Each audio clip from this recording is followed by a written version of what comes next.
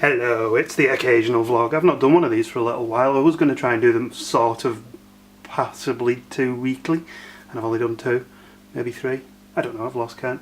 But here we are. So today's occasional vlog is about cameras. This is our vlogging camera. This is the vlogging camera that we recorded both of our first 2 trips on, Lake District trip and our original Centre Park video, which is the first thing we ever recorded. This camera is now 2.5 years old and it has lasted us really well. It's looking a little bit battered. First thing that happened was all the sort of rubber lining came off it and the microphone broke, but I got that fixed on warranty. I have to apologise for this lighting and the lack of focus because I'm using my SLR to film this and it doesn't autofocus. But yeah, this has been a good camera, still works perfectly. A little bit of dust behind the lens now, tends to happen with this sort of thing. But I decided it was time for a bit of an upgrade. Now, when choosing an upgrade for a vlogging camera, things I had to bear in mind. I wanted something with a really low aperture, really low aperture, so a really wide aperture, lots of lights, and I'm trying to use technical terms that I don't often use here, so it probably sounds like I don't know what I'm talking about.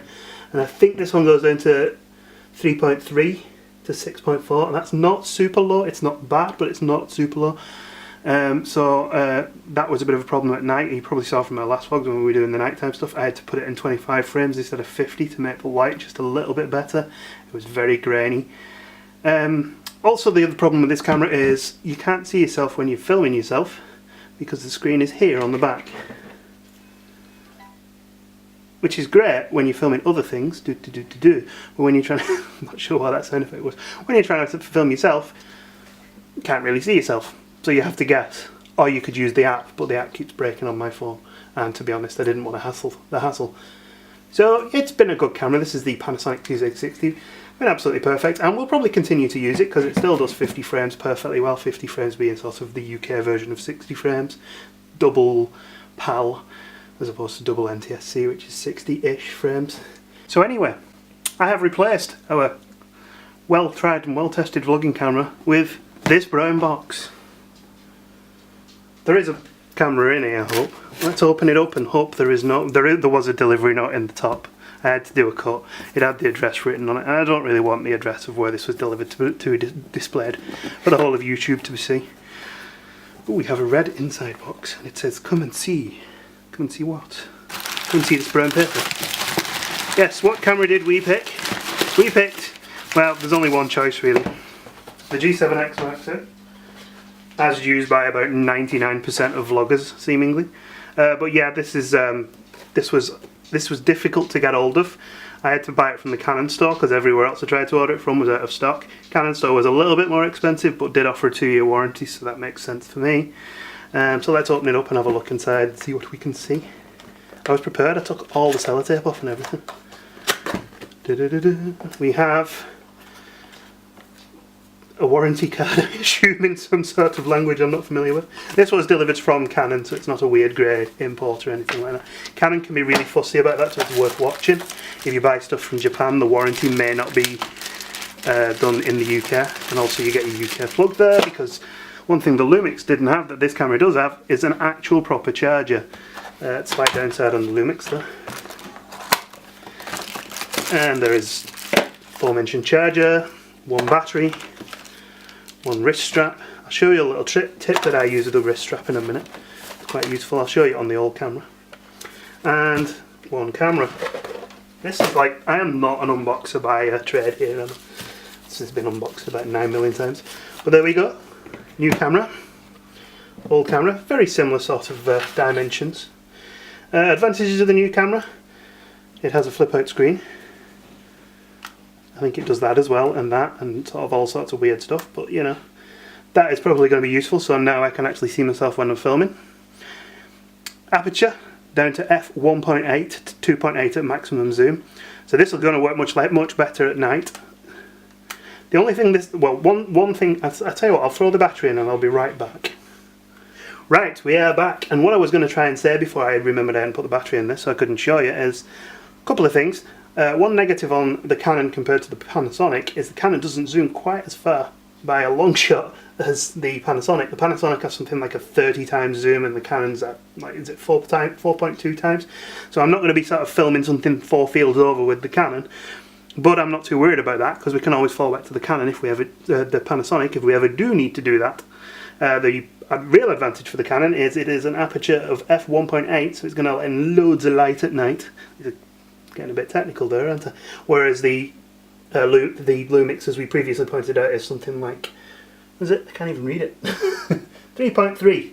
So this starts at 3.3 at the sort of lowest zoom and goes up to sort of 6.4 at the highest, I think, whereas this one goes up to 2.8 at the highest zoom. Technical mumbo jumbo. Basically means this one will be much better at night, so if we're going into places where it's like evening or dusk, we're going to get better footage from this camera. Otherwise, what is it to say? Has the same two microphones on top. I'll pop one of these things on it eventually as well, or I might have to get a new one because I'm not so sure if these are going to fit now. Other than that, yeah, seems pretty good. Got your flippy out screen, as previously pointed out, so I'm going to have to get used to that. I think this is a touch screen, whereas this isn't. Advantage on the Panasonic is the Panasonic has a viewfinder, so during the day if you're trying to photograph and there's a lot of sun, you can't really see that screen. With the Panasonic you can switch to the viewfinder at the top there and use that and, you know, proper... this is not a comfortable angle. Do that with it. Unfortunately the Canon doesn't have that, but for vlogging it's not really much use because you don't generally hold the camera up against your eye when you're wandering around.